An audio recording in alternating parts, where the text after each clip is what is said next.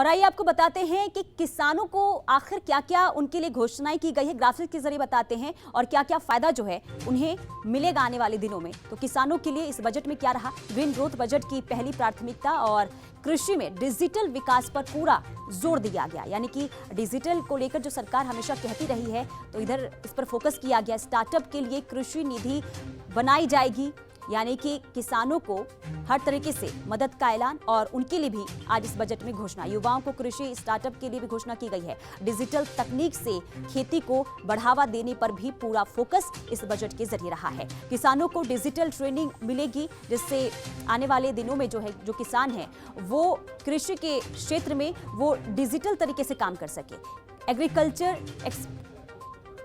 किसानों के लिए खेती विशेष फंड, इसकी भी घोषणा इस बजट के जरिए की गई है, यानी कि किसानों को पूरा लाभ पहुंचाने की कोशिश और 20 लाख करोड़ का कृषि फंड देने का भी ऐलान किया गया है।